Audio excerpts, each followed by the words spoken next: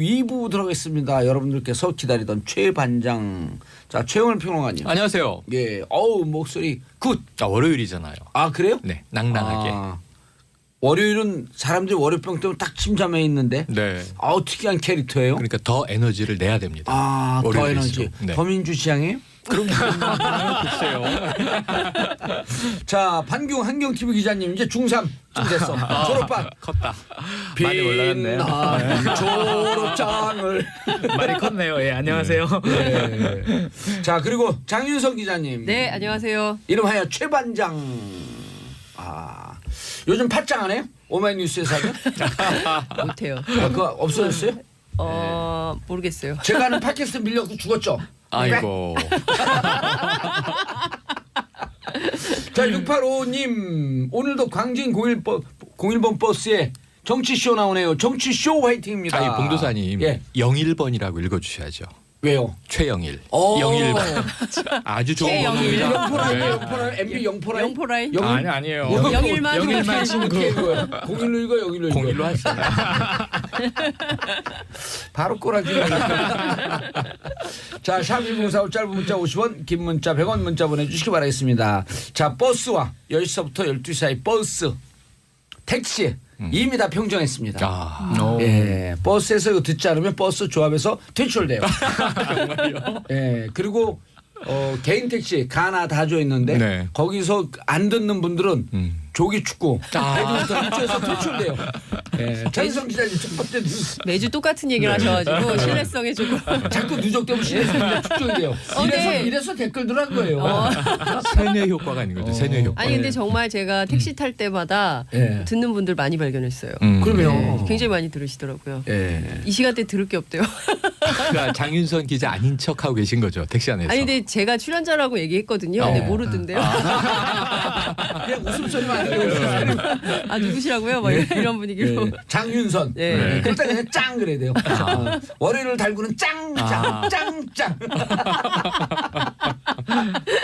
자, 장윤선 기자 첫 번째 뉴스. 아마 깜짝 놀라셨을 텐데요. 네. 지금 사실 우병우 전 민정수석만 지난 그 박근혜 최순실 국정농단 게이트에서 왜 저분은 계속 영장이 기각이 되고 아니요, 저 사람.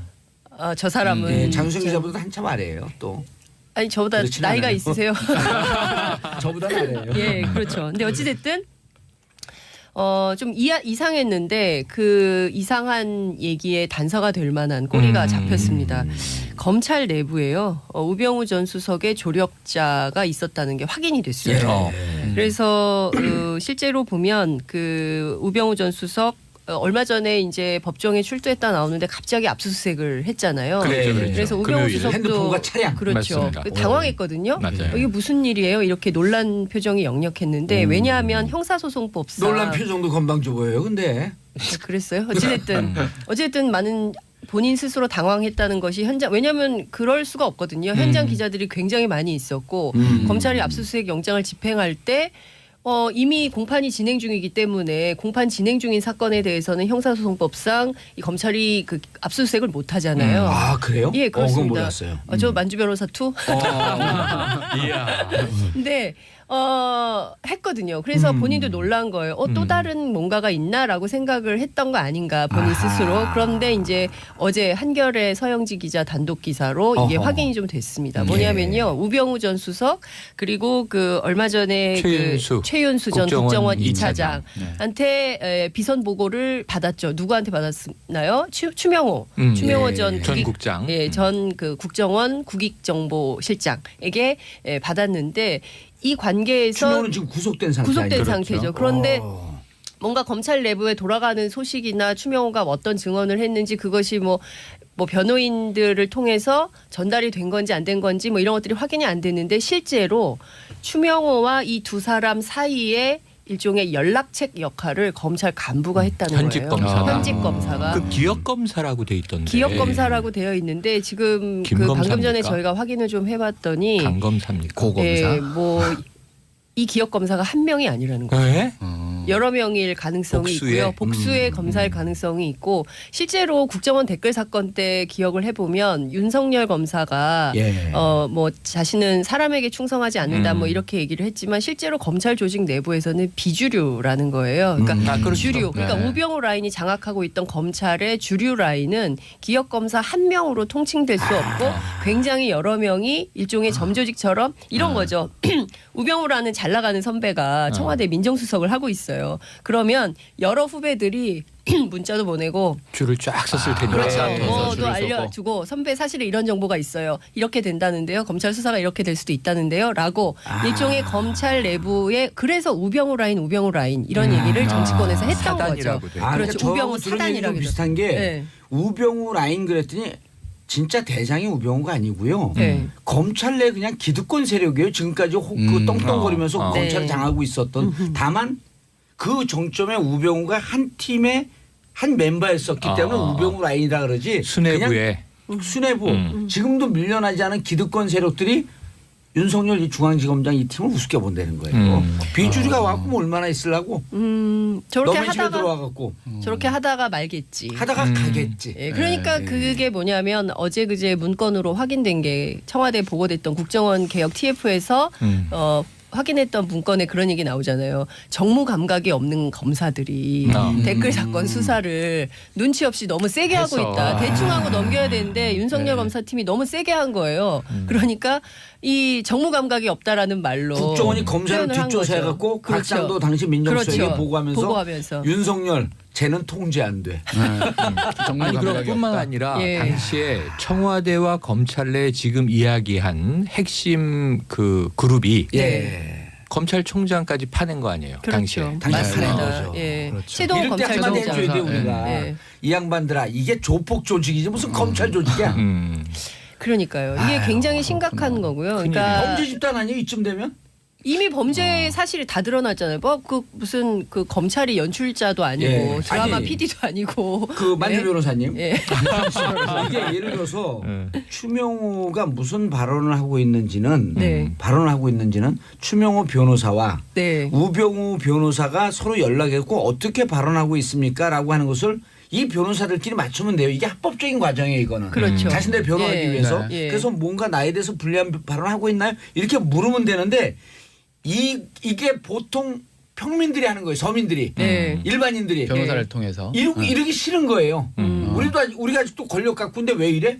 야 검찰 우리 누구 있어 우리 라인. 네. 걔 찾았고 추명호 무슨 얘기하는지 샅샅이 우리한테 전달해. 알아보라 그래. 알아보라 그래. 알아봐서 친구 확인해서 권력층이 연락해. 있는 줄 알고 자기들이. 그렇죠. 프락치네 프락치 그러면. 프락치. 프락치. 그리고 이 행태가 권력을 사사로운 목적에 마음껏 쥐고 흔드는 그 범죄적 그 사고 발생이 되니까요. 그렇죠. 그러니까 그동안 우병우 전 수석이 그 국민들이 예. 사실은 정봉주 봉도사께서 소환을 하신 거잖아요. 예. 현상 수배 해가지고 그러지 않은 국민 때까지는 수배하니까 뿅. 청문회 그 전까지는 나왔죠. 꽁꽁 숨어 있었잖아요. 심지어 기자가 질문을 하는데도 레이저 광선을 쏘면서 뭐 그런 질문을 하냐. 그리고 본인에 대해서 다 끝났다고 하면서 그동안 여러분 수고 많이 하셨습니다. 이런 얘기까지 할 예. 정도로 그렇게 비아냥거리고 위세등등하게 할 수 있었던 배경에는 바로 검찰 조직이 자신을 비호하고 있다. 그러니까 검찰의 기득권 세력이 총체적으로 우병우를 비호하고 있기 때문에 나는 두려울 것이 없다라고 생각을 했는데 그 꼬리가 이번에 잡힌 그러니까 거죠. 떠오르는 장면이 황제 수사라고 했지만 검찰청에 소환됐을 때 네. 본인이 조사받으러 갔는데 그렇죠. 파카 그렇죠. 걸치고 책상에 걸터앉아서 팔짱 네, 끼던 그 장면이 사진. 맞아요. 그냥 나온 것이 아니었다. 아니죠. 맞아. 맞아요. 표정도 여전히 그렇다. 미소를 살짝 띄고 있었고. 이게요. 교육부 한 국장이 술 취한 상태에서 교육 네. 기자들한테 그랬잖아요. 국민들은 개돼지다. 네. 이렇게 내부자들이라고 하는 영화에도 나오잖아요. 네. 나오죠. 민중 개돼지들이. 네. 그런데 이게 두 개를 묶어보면은 우병우와 그 검찰 기득권 세력도 이렇게 생각하는 거예요. 국민들 개돼지들이 좀 날뛰다가 없어지겠지. 얼마나 날뛰려고. 근데 우린 기득권 세력으로 우리 권력을 지켜야 되니까 서로 간에 자기들끼리 소통을 하는 거예요. 이거는요. 증거 인멸이에요. 그렇죠. 예. 그러니까 비 지나갈 때까지만 견뎌 뭐 이러면서 예. 이제 서로 버티는 거죠. 예. 근데 여기다 이제 또 하나 논리를 더하면 그 김진태 의원이 그랬잖아요. 촛불은 바람 불면 꺼진다. 안 꺼져요. LED인데. 그러니까 그 LED 촛불 다 가지고 나왔었잖아요. 근데 지금 아직도 어쨌든 있어요. 검찰이 이 기억 검사에 대해서 지금 감찰을 시작한다고 하는데 일각에서는 하도 조사받다가 스스로 목숨을 끊는 경우가 왕왕 발생하기 때문에 얼른 구속 수사해야 된다. 이런 주장을 보호를 위해서. 보호를 위해서 반경 기자 한마디 했어요. 보호를 위해서 신병을 확보해야 되니까. 그렇죠. 그런데 어찌됐든 만약에 여러 명이 있다고 한다면 실제로 이 뿌리를 이번에 확실히 캐내서 그렇죠. 다시는 이런 일을 하지 못하도록 철저한 감찰을 통해서 검찰 바로 세우기를 해야 된다고 생각이 좀 듭니다. 그리고 이분들이 자기들끼리 권력에 있을 땐 힘 있는 것처럼 큰 소리 빵빵 치지만요. 누구 하나 또 딱 그 걸려 들어가잖아요. 네. 비겁하게 짝이 없어 딱 숨어요. 바퀴벌레처럼. 친박. 친박이 그렇잖아요. 똑같네. 의리가 없어요. 의리가. 제가 법조 오래 출입한 기자한테 한겨레 기자한테 기억이 누구야 그랬더니 그게 한두 명인 줄 아세요?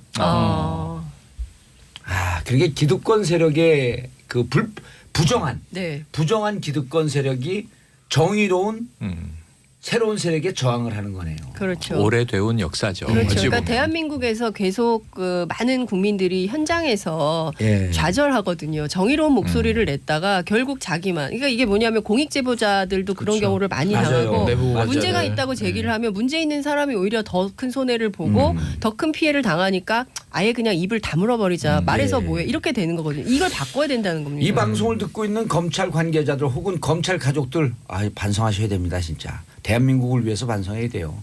그리고 본인들을 위해서도 반성해야 돼요. 그래서 이번에 우병우 전 구속은 구속 라인에 한 발짝 더 다가선 거라고 볼 수 있고요. 실제로 지금 검찰 내부에서 우병우 전 수석에 대한 소환 일정을 조율하고 있는 걸로 확인이 됐고요. 이건 증거인멸이 확연하게 드러났기 때문에 이거는 정말 피해갈 수가 없게 됐어요. 이거는 진짜 만약에 딱 법원에서 걸렸어요. 기각하게 되면 그분도 부정한 기득권 세력임에 그렇죠. 스스로 자인하는. 그렇습니다. 근데 이게 검찰 내부에만 있겠냐는 거예요. 그럼요. 법원 내부에도 있을 수 있고요. 그래서 실제로 지난번에 그 영장 기각했던 판사 문제가 계속 제기가 되는 이유가 있는 겁니다. 오모 판사, 권모 판사.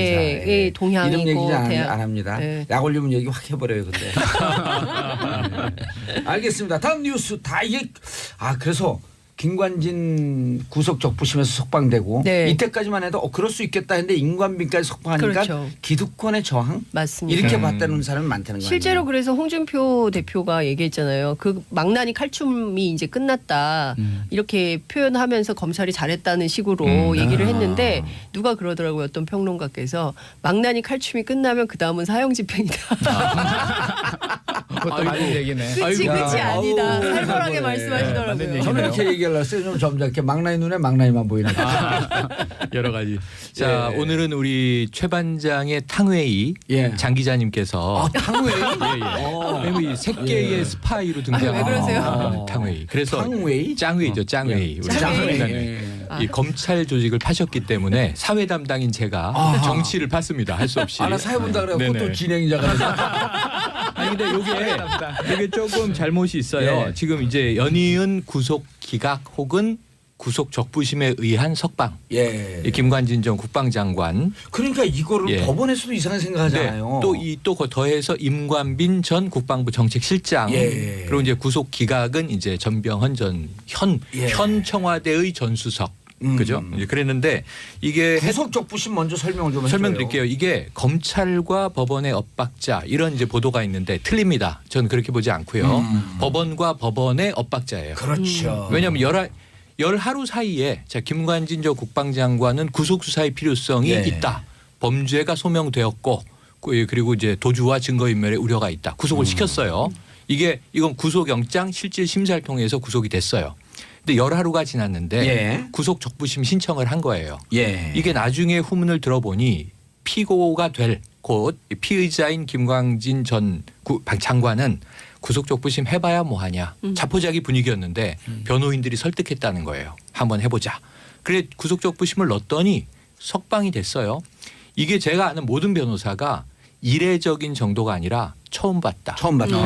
처음 있는 일이다. 근데 왜냐하면 이게 100건에 7건 정도 석방이 있는데 구속될 때와 적부심을 다시 심사할 때 그 사이에 사정 변경이라는 게 있다는 거예요. 네. 교통사고를 내고 인명사고를 내서 구속이 됐는데 그 전엔 합의가 안 돼 있었는데 그 사이에 피해자와? 피해자 가족과 합의를 했다. 네. 그러면은 이건 뭐 합의가 됐으니까 불구속으로 재판받아라 하고 석방해 주는 경우가 있는데 열하루 동안 아무런 변경이 없습니다. 그렇죠. 네. 다만 딱 하나 추가된 게 구속적부심에서 이게 다툼의 여지가 있다. 맞아요. 법적 다툼의 여지가 있고 김관진 전 장관도 방어권 차원에서 대응이 필요하다고 본다. 이런 정도 사유로 이례적인 네. 석방이 있었어요. 맞아요. 그럼 대한민국 구속된 사람들 다 방어권이 다툼이 있어야 되는 그렇죠. 거 아니에요? 예. 그다음에 하나 법적 더. 다툼이 그래서 있어요. 임관빈 전 실장이 또 석방이 되는데 맞아요. 거기 부장판사 누구였었어요? 같은 사람입니다. 같은 같은 사람. 재판부입니다. 네. 51부. 네. 예, 그래서 51부 신광열, 신광열 고법 부장판사. 부장판사죠. 그런데 이제 뭐냐면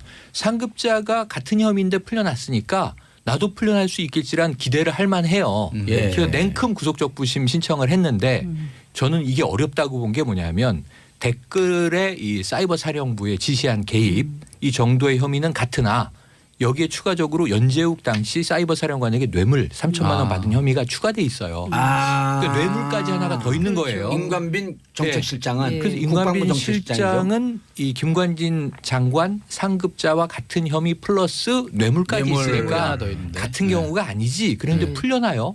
석방이 되는데 네. 조건부 석방이에요. 주거지 제한을 두고 사건 관여자를 접촉하지 마시오. 그럼 이게 가택연금도 아니고 네. 이런 경우는 제가 못 봤거든요. 아니 그럼 SNS, 네. 핸드폰 다 막아놨나요?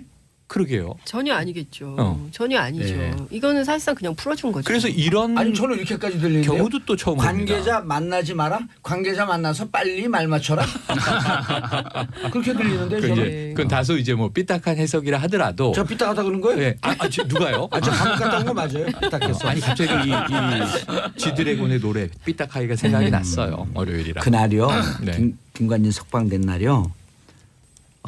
검찰 소환해 갖고 그날 이제 그 다음 날 조사를 받았을 거 아니에요, 임관빈이. 그렇죠. 또 우리 검찰 빨대 많잖아요. 아, 정말요? 예, 그런데 임관빈 실장이 큰 소리 빵빵 쳤다는 거예요. 아니 상급자가 석방됐는데 나도 석방 시켜라 당장. 안 그러면 구속적부심 신청할 거다. 그 바로 한 거예요, 구속적부심을. 그분 입장에서는 그렇게 얘기할 수도 있을 것 같아요. 왜냐하면 그럼요. 자기는 지시를 받아서 한 건데 예. 상급자가 지금 풀려났으니까 당연히 나도 그렇게 되는 게 상급자가 아니냐. 총책임자인데. 네. 그러니까요. 그분 입장에서는. 그 김관진 장관 입장에서는 그렇죠. 내가 뭐 정권 담당자였어요. 내 상급자는 저렇게 큰 소리 빵빵 치면서 돌아다니고 있는데 MB. 왜 날 구속시켜? 그러니까 저는 한겨레 그림판 보고 참 그렇던데 MB 사진이 딱 나오고 내가 그렇게 쉬워 보였니? 네, 아니 쉬워 보여요 저는. 더 쉬워 보여요. 아, 그래요? 그러니까 2007년도에 싸우고 계속 싸우잖아요. 자 그런데 여기에 신광열 대해서 부장판사는 네. 사법연수원 19기. 여기에 대해서 예. 정치권이 이제 설왕설래가 시작됐습니다. 이게 이례적인 일이 벌어졌으므로 예. 이례적인 일이 또 벌어지는데 사정 변경이 없는데 네. 풀어지는 건요. 2016년에 네. 약 한 구속적부심 신청이 한 2,000건쯤 네, 되는데 네. 그중에 300건이 풀려나요. 15%. 그런데 지금 말씀드렸듯이 거의 다 100% 사정 변경이 있었던 맞습니다. 거예요. 뭔가 이유가 그래서- 있다는 거잖아요. 그래서 어쨌든 이 지금 이 사태를 놓고 정치권 여야가 희비가 쫙 엇갈립니다. 집권 여당의 의원들이 뿔이 났어요. 그 송영길 의원이 무슨 얘기를 하냐면 자, 이 그럼 김관진, 임관빈 다 풀어준 신광열 부장판사는 누구냐 하는 질문을 던지면서 우병우와 같은 TK 동향, 같은 고향, 같은 대학, 또 같은 연수원 동기. 이면서 같은 성향이다. 이 성향이라는 표현을 놓고 감론을 박 하고 있습니다. 아무쪼 보수적이라고 그래요. 네. 그래서 이제 이게 이 신판사의 정치적 소신이냐 뭐 이런 해석까지 지금 이제 나오고 있는 상황이고 어쨌든 이 여당의 의원들은 지금 MB 수사에 제동이 걸렸다. 이건 좀 명확해 보이니까 굉장히 좀 이제 들끓고 있는 상황이고 반대 제1야당 송영길 의원은 참고로요. 그 스스로가 변호사임과 동시에 네. 또 바로 위에 형인가가 현직에 지금 있는지 모르겠는데 판사 생활을 오래 했어요. 그 판사 내부를 아니까. 손바닥 들여다보듯이 네. 아마 고법 부장판사는 했었고 그 이후의 기억은 제가 잘 안 나는데 그래서 판사에 대해서 빠삭하게 알아요. 네. 그 업계에 대해서. 자, 그리고 어쨌든 여기에 판사 대해서 업계. 그러면 이제 법원의 판단을 부정하는 거냐? 이제 야당이 또 이제 법원을 비호하는 예. 거죠. 그러면서 이제 아까 말씀하신 대로 망나니 칼춤 얘기했는데 음. 홍준표 대표 같은 경우엔 이제 망나니 칼춤이 머저하고 있다. 이제 이런 해석을 하면서 좀 정상으로 돌아오고 있다. 사실 이 김관진 전 장관 구속 때 정우택 이 자유한국당 원내대표는 김정은이 좋아할 일을 하고 있다. 이런 극단적인 얘기까지 했었거든요. 어허. 그럼 그건 이제 허위사실 유포인데? 아 그런가요? 김정은한테 확인 안 해봤잖아요. 그렇죠. 확인했을 확인을 확인하면 그 국가보안법 위반이죠. 위반이에요. 이적단체 그렇죠. 어떻게 이걸 해석해야 되나요? 자, 근데 우리가 이렇게 연락구 얘기하는 동안에 네. 광고가 들어오고 있어요. 광고가 쓰라미처럼 들어오고 있습니다. 자, 광고 듣고 2부 순서 들어가겠습니다. 3부예요, 3부. 정봉재 정치쇼 3부 들어가겠습니다. 최반장, 최영일 평론가, 반기웅 한경TV 기자, 장윤선 기자 함께하고 있습니다. 님은 생략했어요. 왜 생략한 줄 아세요? 네, 몰라요. 님은 먼 곳에 떠나갈까 봐. 자, 9344님. 속상했던 속이 뻥 뚫립니다. 역시 만병통치방송 SBS 정봉재 정치 쇼쇼쇼. 자, 8107님. 우병우 세력 척결해야 합니다. 소극적으로 하면 안 됩니다. 100% 찬성. 곱하기 100. 자, 아까 하던 얘기 아직 안 끝났잖아요. 거의 구속적 부심 정리됐고요. 예, 구속적 부심은 어쨌든 사람들 기억이 안 나니까 복습 잠깐. 자, 김관진 전 국방장관이 구속적 부심에서 매우 이례적으로 석방. 열하루 사이에 사정 변경은 없었다. 그런데 그 석방될 이유가 없었다. 그 하급자인 이제 임관빈 전 국방부 정책실장도 구속적 부심 신청해서 석방. 그런데 이제 뇌물 혐의가 있어서 제한적으로 거주지 벗어나지 마라. 사건 관련자를 연락하지 마라. 이런 이제 제한을 달았어요. 이런 경우도 드물어서 그럼 제가 보기에는 옥에 갇혀 있는 수많은 사람들이 나도 집에만 있을게요. 그렇죠. 전화 안 쓸게요. 그럼 풀어주나 싶은 거죠. 여기서 이제 하나 알고 둘은 모르는 게 있어요. 이태호. 네. 그렇죠? 이태호 사이버 심리전 단장. 이태하. 죄송합니다. 이태호는 참여연대. 전혀 다른 성향의 인물이네요. 여긴 지금 구속됐어요. 그럼 그렇죠. 이제 이태하 심리전 단장 이런 생각을 할 거 아니에요. 이렇게 되면 나도 혐의가 떨어져서 빨리 나갈까? 아니면 나만 구속시켰어? 다 얘기해버려? 둘 중에 하나죠. 그렇죠. 그러니까 이게 지금 법원이 오판한 것일 가능성이 굉장히 높은 거죠. 결국에는 범죄자들이 전부 나도 풀어줘 할 때 이게 뭐 형평성에 어긋나는 게 나도 법률적으로 다퉈볼 여지가 있지. 나도 방어권이 있는데. 그렇죠. 아니 신경을 판사 이런 생각하겠죠. 뭐 해보려면 해봐. 옷 벗고 변호사면 그만이지. 고법 부장판사거든요. 그러면 안 되죠, 진짜. 형사부 수석까지 했었어요. 저는 좀 직업윤리에 좀 충실한 사람들이 많아져야 된다고 생각해요. 최소한 딴 거 다 필요 없고 자기 직업윤리에만 충실해도 사회가 엄청 깨끗해진다고. 그런데 이 사람들 진짜 그런 생각을 하는 사람들 많이 있어요. 김정은이 좋은 일 시키고 있네. 네. 아니 근데 이런 얘기도 있어요. 뭐 김관진을 북한에서 제일 무서워하는 사람이다. 약간 이런 프레임으로 계속해서 얘기가 나오더라고요. 그래서 그거 확인해봤어요? 그러니까 확인할 방법이 없죠. 만약에 그걸 직접 확인을 한다면 그거는 국가보안법에 위반되는 거 아닙니까? 그렇죠. 예를 들어 아니면 어느 기사에 북한군이 가장 무서워하는 장수로서 김관진을 뽑았다. 이런 기사가 있다든지 아무 근거가 없는 거예요. 그러니까요. 알겠습니다. 검찰 내부 법원 내부의 기득권 세력들의 준동이다. 자, 반기웅 기자님. 그럼 이렇게 아무리 기득권 세력의 준동이심에도 롱패딩은 입자 이런 얘기입니까? 왜냐하면 날은 추워지니까. 롱패딩 사기주의보? 아니 그러니까 뭐 롱패딩 열풍에 대해서는 저희가 지난 시간에도 말씀을 드렸고 계속해서 얘기가 나오니까 많이들 아실 텐데 사실 이 열풍이 아직까지도 좀 이어지고 있는 상황입니다. 어느 정도냐면 평창 롱패딩 얘기하는 거죠? 평창 롱패딩입니다. 그 청와대에 이제 그 청원인 글까지도 올라왔어요. 이거를 좀 구하게 해달라. 다시 생산을 해서 우리도 입고 싶다. 그래서 청원까지 해서 지금 서명 운동도 있고 청원까지 등장한 상황인데 이제 그 열풍이 있고 유행을 탔을 때 그때부터 이제 좀 걱정이 됐던 게 이게 또 다른 부작용을 좀 낳지 않을까 이런 생각을 했었는데 그 중에 하나가 이제 중고 거래예요.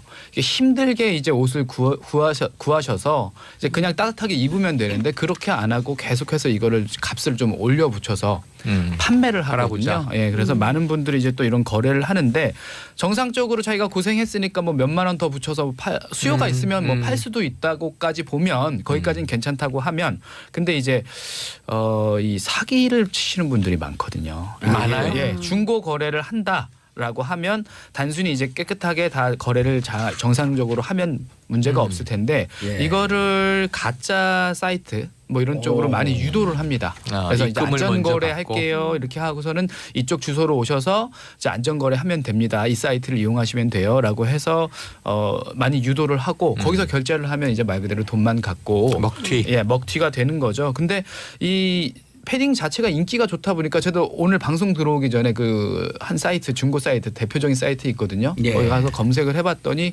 오늘 오전에만 거의 한 뭐 5, 60개 정도 관련된 글이 올라왔어요. 이걸 판다, 뭐 산다. 웃돈 주고. 네, 맞습니다. 오호. 사진하고 같이 붙여서. 근데 예. 그 중에 굉장히 많은 수가 사기일 가능성이 있다는 거죠. 예. 네, 그래서 그런 부분들은 좀 조심을 하셔야 되고요. 단순히 이제 평창 롱패딩뿐만이 아닙니다. 이제 얼마 전에 이제 블랙 프라이데이 블랙 시즌이죠. 프라이데이. 미국이죠. 네, 굉장히 좀 그 많은 이제 전자 상품이나 이런 것들을 좀 대폭적으로 세일을 해서 싼 가격에 살 수 있는 그런 기회가 있었는데 예. 사실 이제 이런 그 쇼핑 시즌이 되면 나타나는 또 사이트들이 있어요.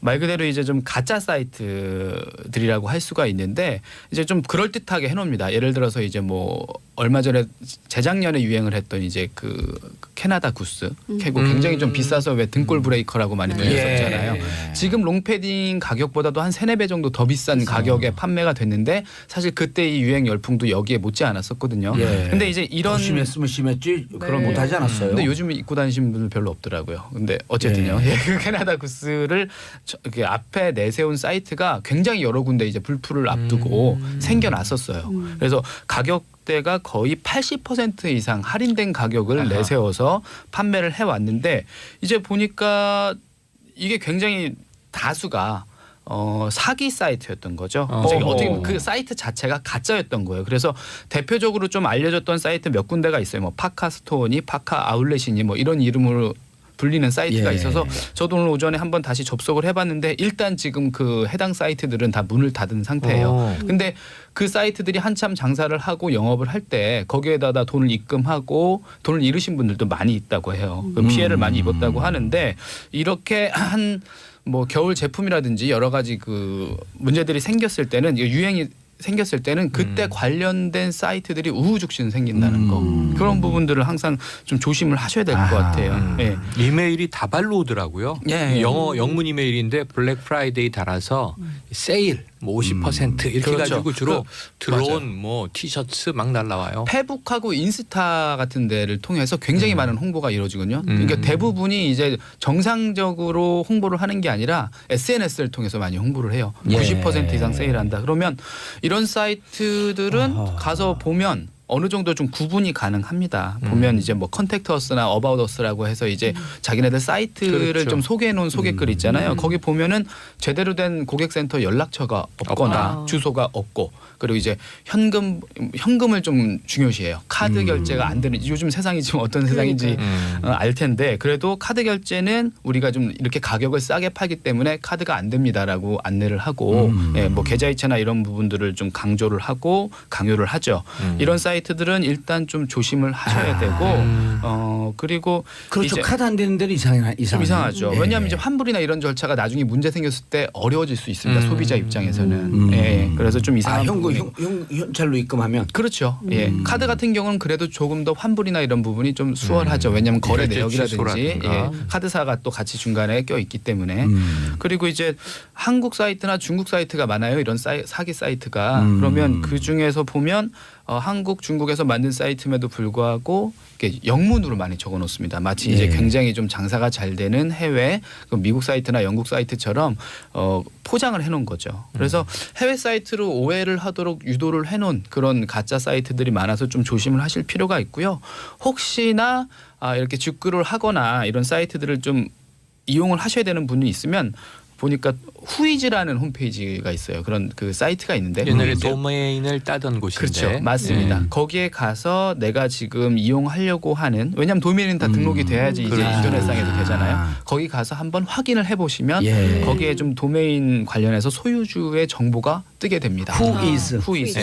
후이즈.com입니다. 거기 가셔서 혹시나 내가 좀 이용하는 사이트가 좀 유명하지 않고 좀 걱정이 된다 하면 거기 가서 한번 확인하는 영어로 것도 WHOIS whois.com 예, 맞습니다. 거기 들어가서 내가 지금 하려고 하는 도메인이 도메인을 한번 쳐보시고요. 예, 거기서 한번 확인하는 것도 하나의 방법이 될 수 검색창에 있어요. 그냥 우리말로 후이즈 쳐도 바로 그 사이트가 떠요. 네, 많은 분들이 이용하시는 거예요. 그래서 URL 그러니까 주소 홈페이지가 치면 진짜인지 가짜인지 확인이 그렇죠. 되는. 거기서 소유주도 나옵니다. 그 도메인을 누가 취득을 했는지. 예. 신강열 판사는 아니겠죠. 아이고 그래라. 자, 유혜영님, 반 기자님 좋은 정보 감사합니다. 반 기자님 이렇게 얘기할 수 있는 게 SBS 정봉주의 정치쇼가 있기 때문에 아니에요. 조대원님 길거리에 김밥 들고 걸어다녀. 저도 이런 생각했어요.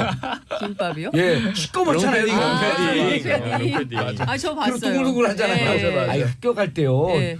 등교 시간에 보시라니까요. 80%예요. 진짜 등골 브레이커 안 사주면 또 이게 제가 지난 시간에도 얘기했지만 수준이 좀 나뉘는 게 보여. 그거 학교 가서 또 무시당하고 막 그럴 생각하니까 가슴이 아파.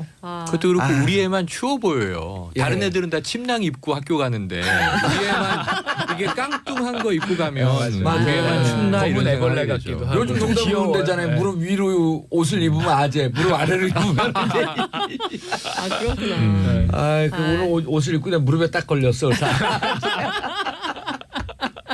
자, 다음 뉴스 장윤성 기자님. 예, 워낙 우병우 수석 사건이 커가지고 이 사건이 조금 그 주춤하긴 했는데 또 문건이 나왔어요. 박근혜 정부 시절에 국가정보원이 검찰 댓글 수사팀에 이거 댓글 수사를 막으려고 수사팀을 교체해라. 라고 요구를 한 거예요. 근데 그것이 그냥 말로 한 게 아니라 문건으로 해서 보낸 거예요. 그래서 청와대가 실제로 그 일을 실행한 것이죠. 그래서 이제 윤석열 검사팀이 전체 수사팀에서 빠지게 된 이런 상황까지 된 건데요. 이것은 국정원 적폐청산 TF가 남재준 원장 시절이었던 2013년 그때 그 국정원이 청와대 민정수석실에 보고한 수사 대응 문건 가운데 하나로 확인이 좀 된 거고요. 그럼 이걸 누가 썼냐? 확인을 했더니 서천호 전 국정원 2차장 그리고 국정원 감찰실장이었던 장호중 전 부산지검장 있잖아요. 두 사람 모두 지금 구속돼 있는 상황입니다. 구속돼 있는 상황에서 추가 사실이 또 확인이 됐기 때문에 부산지검장이었죠, 장호중. 그래서 이 두 사람에 대한 이제 혐의가 또 하나 추가가 되는 겁니다. 그래서 관련된 수사를 더 해야 되는 것이고요. 우리가 이제 지켜봐야 될 포인트는 이런 겁니다. 당시 국정원이 이 문건을 쓰면서 뭐라고 얘기를 했냐면은 댓글 사건의 대처에 박근혜 정권의 명운이 걸려 있다고 얘기를 해요. 이명박 정부가 했던 댓글 사건이 왜 박근혜 정권의 명운에 걸려 있다 이런 얘기를 했을까요? 그러니까요. 예, 외부에 이 사건 진상이 드러나면 국정원도 존폐 위기에 몰릴 수 있다 이런 얘기를 합니다. 그러니까 다 엮여 있는 거예요. 다. 그러니까 이명박근혜 정권 9년간에 있었던 적폐청산을 이번에 다 해야 되는 이유가 바로 이 문건을 통해서 확인이 되는 겁니다. 왜냐하면 다 연결돼 있기 때문에 다 이 연결고리를 찾아내서 확실하게 근절하지 않으면 그 세력이 또 살아서 또 같은 범죄를 저지를 가능성이 있기 때문에 그렇습니다. 그러니까 2012년 9월 2일 점심시간을 경유해서 100분 동안 독대를 하잖아요. 둘이. 그렇죠. 배석자 없이. 예. 그리고 나서 노웅래 의원실에 따르면 9월 10일쯤 그 직후에 댓글이 대폭 늘어난다 그러잖아요. 그래서 그때 추정컨대 이러이러한 등등의 대선을 준비하고 어떻게 댓글하고 있는 이런 것이 얘기가 갔을 가능성이 있겠다라고 하면서 그때 무슨 일이 있냐 밝혀라라고 하는 얘기를 계속 한 거 아니에요? 예. 지금까지도 공개되지 않았어요. 공개되지 않고 있고. 근데 박근혜 정부 시절에는 이렇게 댓글 개입했어. 그럼 이거 불법 행위인데 국가를 바로 세우려면 정상화시켜야 될 거 아니에요. 다 수사를 해야 되고. 근데 명운이 달려있다라고 하는 것은 댓글에 대한 기획의 공감이 있었다는 것으로 추정해 볼 수 있는 거죠. 그리고 또 하나 심각한 문제는 이 사건은 사법방해죄에 포함이 되는 거예요. 그러니까 뭐냐면 수사 잘 하고 있는데 검찰총장 찍어냈죠. 그래서 조선일보에 막 탑 원으로 썼어요. 최동욱 검찰총장 혼외자 사건을. 예, 몇 번씩이나 나왔죠. 예, 그러고 이제 쫓아내고 그 다음에 윤석열 검사팀도 다 쫓아내잖아요. 그리고 이제 그 지방 발령 내버리고 뭐 이런 식으로 한 네. 것이기 때문에 실제로 국정원은 검찰 이 수사하는 검찰도 뒷조사했다고 방금 그렇죠. 말씀드렸고. 예, 그리고 뭐 고향이 어딘지 그리고 과거에 학생운동 했던 전력 뭐 이런 것까지 싹 다 조사해가지고 예. 청와대 보고를 한 거예요. 국정원이. 그러니까 이제 이런 사람들 잘라야 된다 이런 거거든요. 그러면 열심히 수사해서 진실규명을 해야 되는 검찰의 역할이 완전히 부정당하게 되는 거죠. 이 자체로 법치주의를 무너뜨린 거라고 볼 수 있습니다. 자, 속보가 들어왔네요. 박근혜 전 대통령 42일 만에 열린 재판 불출석했고요. 내일 오전 10시로 연기했는데 법원은 정당한 사유 없다라고 경고했습니다. 네. 재판은 계속 진행될 예정이고요. 자, 다음 뉴스 최영일 평론가님. 네, 이게 해외 뉴스인데요. 예. 지난 주말에 좀 끔찍한 테러가 또 벌어졌습니다. 이게 이제 장소는 시나이 반도예요. 이집트에 속해 있는 시나이 반도인데 여기가 좀 묘한 지역이죠. 또 이제 그 유태교 이스라엘과 또 팔레스타인 이슬람들의 공통의 성지예요. 여기가 이제 구약 성경에 보면은 그 모세가 신으로부터 10계명을 받은 산 그것도 여기에 있고 그러니까 성지 순례를 많이 하는 곳입니다. 3년 전에 우리나라 관광객도 테러를 당해서 4명이 사망한 일이 있었어요. 이집트 가이드 1명 포함해서 5명. 산상수훈을 받은 곳이 여기라는 거예요. 구약성. 산상수훈은 예수님이 설교한 곳이어서 예. 여기가 아니고 구약의 모세가 모세가 10계명을 받은 영화에서 그렇죠. 영화 10개에 찰톤 헤스톤에게 돌판에 막 10계명이 새겨지잖아요. 예. 이제 거기가 여기예요. 예. 그런데 찰톤 헤스톤 스톤. 네, 뭐 이제 자꾸 하셨습니다. 미국 총기협회 회장이기도 했었죠. 과거에. 그래요? 그 영화 배우가. ALA. 네네네. ARA죠. 예, 예. American Rifle 왜냐하면 Association. 이분이 이제 이 그 성화 예. 주로 이제 종교 영화에도 많이 나왔지만 서부극에 또 많이 나온 그렇죠. 분이거든요. 벤허로 물론 가장 유명합니다만 네. 총기협회 회장을 지냈어요. 이미 이제 사망하셨습니다. 그분이 받은 10개를 받는 그분이 받은 건 아니고 그분이 연기한 모세가 받았습니다. 이게 찰튼 헤스톤하고 막 엮였네요. 그런데 이게 이제 잔혹한 뉴스예요. 그 이슬람 사원 모스크에 이 모여서 예배를 드리는데 창으로 수류탄이 날아들었고요. 폭발에 의한 사망도 있었고 그 다음에 폭발이 잦아들자 사방을 이제 테러리스트들이 총격을 가합니다. 그래서 처음에는 200명 이상 사망했을 듯 속보가 브레이킹 뉴스가 나왔는데 지금 오늘 시점으로는 305명 사망인데 사망자는 계속 늘 가능성이 있습니다. 128명의 또 중상 부상자들이 있거든요. 총기 사고니까. 예, 근데 문제는 305명 사망자 중에 27명은 어린아이들이에요.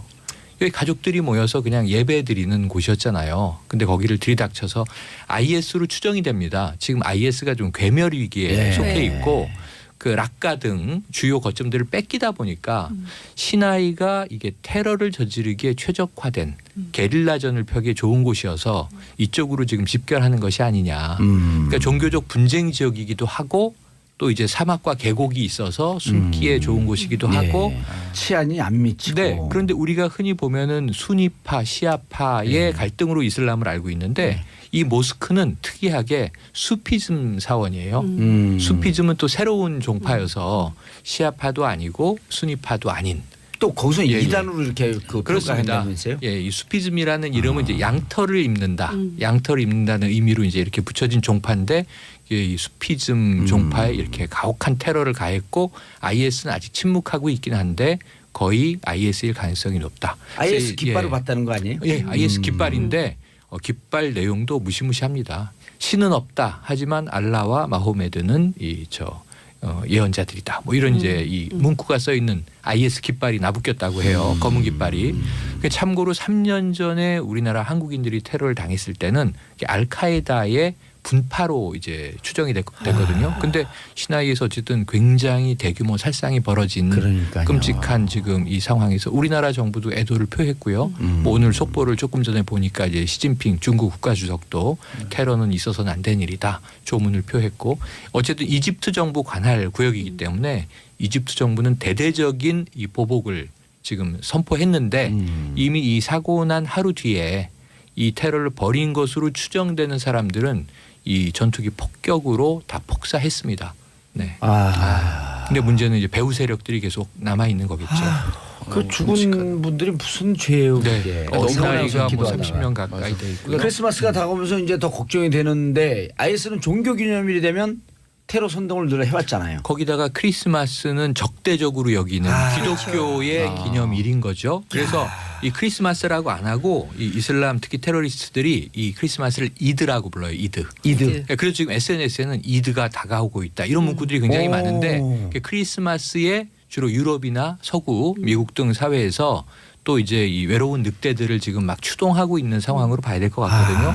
테러 비상령 내려져 있고 우리나라도 여기에 대해서는 좀 엄중하게 경계를 해야 될 것 같습니다. 또 크리스마스 되면 들뜬 분위기에 사람들이 모이잖아요. 맞습니다. 그렇죠. 관광 요지 이런데. 네.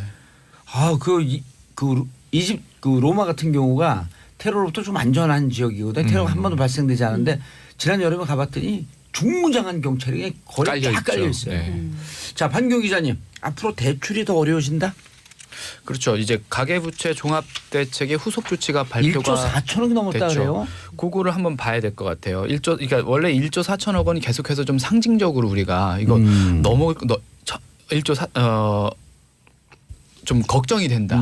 이 정도 이제 대출이나 이제 부채가 계속해서 늘어나면 이제 정말 좀 큰 문제가 된다라고 이제 걱정을 했었는데 이제 실질적으로 죄송합니다. 1조 4천억이 아니라 1,400조. 네, 1,400조죠. 1,400조죠. 이게 좀 어떻게 굉장히 큰 상징적인 의미예요. 네. 네, 그래서 그랬었는데 실질적으로 지난 분기에 늘었어요. 이렇게 넘어섰습니다. 왜냐면 이제 넘어서면 어떡하냐 걱정을 하던 상황이었는데 그러니까 이유를 좀 살펴볼 필요가 있는 게 이제 주택담보대출이 계속해서 늘고 있어요. 뭐냐면 이제 부동산 대책을 이제 우리 정부에서 좀 강력하게 규제를 하고 내놓겠다라고 예고를 했잖아요. 그래서 내년부터 적용되죠. 내년부터 적용을 하고 하니까 그때 되면 이제 좀 어려워지지 않을까라는 집사기가. 심리가 있으니까 미리 지금 빨리 가서 해야겠다라고 해서 주택담보대출이 한 8조 원 정도가 늘어났습니다. 그래서 이런 부분이 있고 아니 LTV, DTI 규제하고는 지금 적용 대상 되고 있잖아요. 네, 서울에 이제 전 지역에 지금 확산이 돼 있죠. 그건 적용이 돼 있는데 과열 지역은 다 대상이 되겠지. 투기과열 지역도 그렇고요.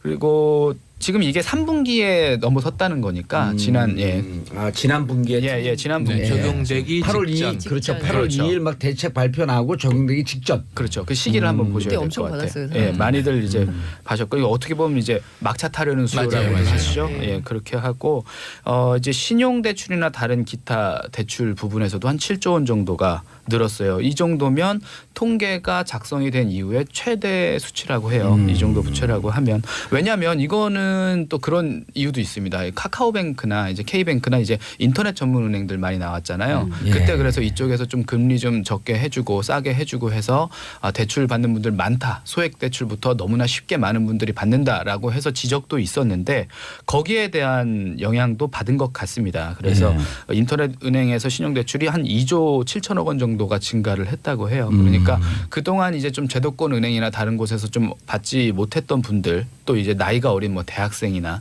이런 분들까지도 인터넷 뱅킹을 통해서 인터넷 은행을 통해서 좀 손쉽게 많이들 대출을 받고 빚을 냈던 그런 시기였고 그렇기 때문에 지금 1,400조가 넘어선 겁니다.